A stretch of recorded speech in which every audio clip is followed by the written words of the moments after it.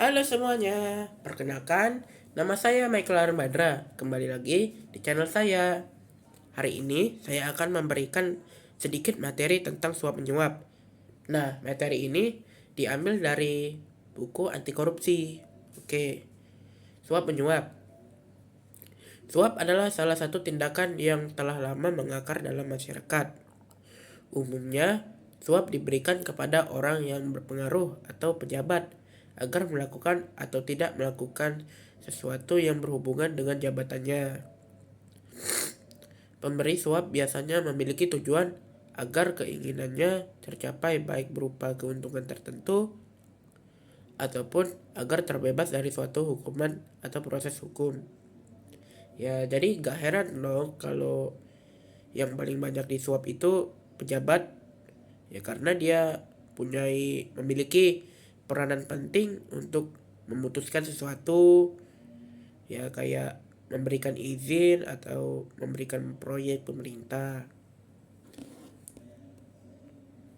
Nah, suap atau bribery berasal dari kata bribery dari bahasa Prancis yang artinya adalah begging atau mengemis atau vagrancy penggelandangan.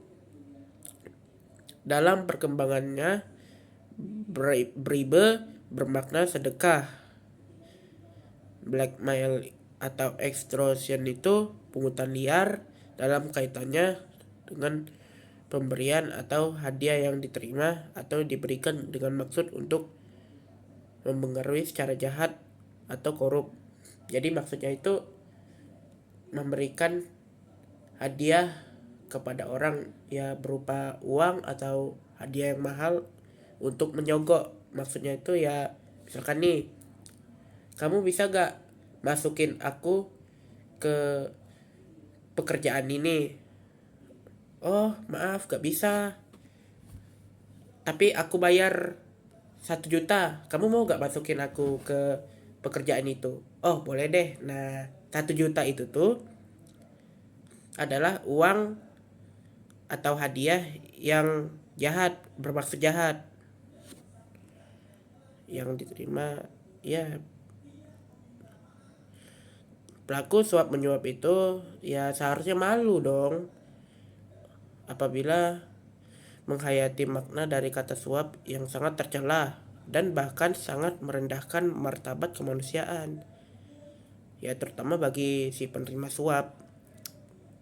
Nah, ada pasal undang-undang yang menceritakan tentang suap, yaitu pasal 3 Undang-Undang Nomor 3 Tahun 1980, yakni menerima sesuatu atau janji. Sedangkan ia mengetahui atau patut dapat menduga bahwa pemberian sesuatu atau janji dimaksud supaya ia berbuat atau tidak berbuat sesuatu dalam tugasnya yang berlawanan dengan kewenangan atau kewajiban yang menyangkut kepentingan umum.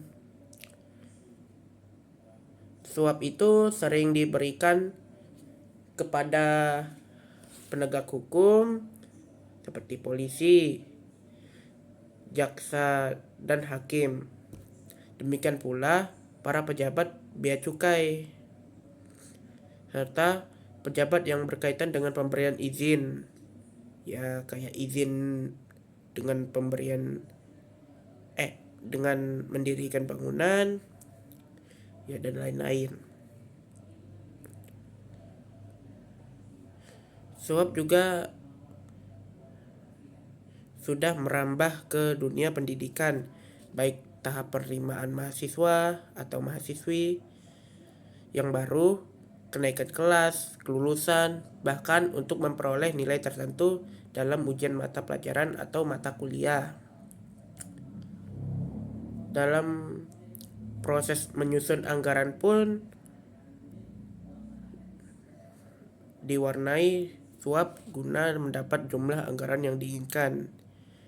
Pejabat yang berwenang dalam mengeluarkan surat keterangan atau identitas juga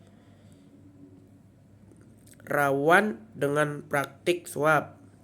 Semisal proses pembuatan surat keterangan atau surat keterangan status perkawinan untuk calon TKI, pembuatan paspor, pembuatan KTP, pembuatan SIM, dan lain-lain. Jadi dengan demikian dapat dikatakan bahwa suap sudah mewarnai hampir semua aspek kehidupan dan aktivitas di masyarakat. Nah, masalah suap ini menjadi masalah yang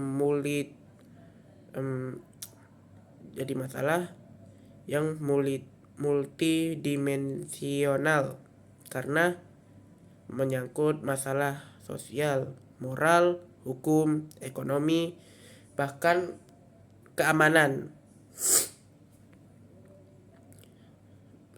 Pilek ya, lagi pilek.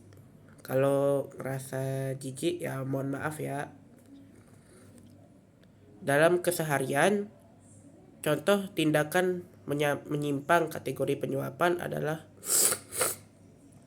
pemberian uang kepada ketua RT atau RW untuk mempercepat proses pembuatan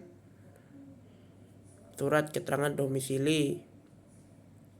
Selain itu, menyuap teman dengan janji akan memberikan apapun permintaannya demi menutupi kebohongan yang telah dilakukan.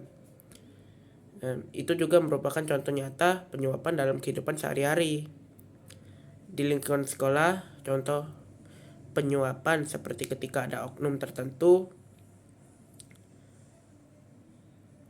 dari sekolah yang menjanjikan calon murid akan diterima di sekolah tersebut bila memberinya sejumlah uang kepadanya. Jadi maksudnya itu ada murid baru yang ingin mendaftar ke sekolah yang diinginkan, tetapi sekolah itu tidak bisa menerimanya.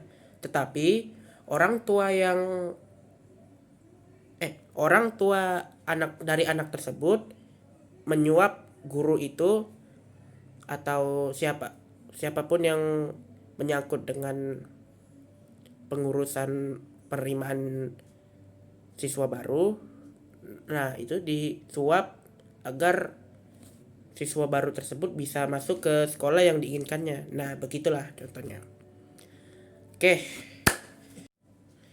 Segini dulu materi yang bisa saya sampaikan. Apabila ada kekurangan materi atau maksudnya dengan maksud ya saya tidak jelas menerangkan materinya, saya mohon maaf, dan jika saya ada kesalahan kata, saya mohon maaf. Ini hanya tugas. Terima kasih.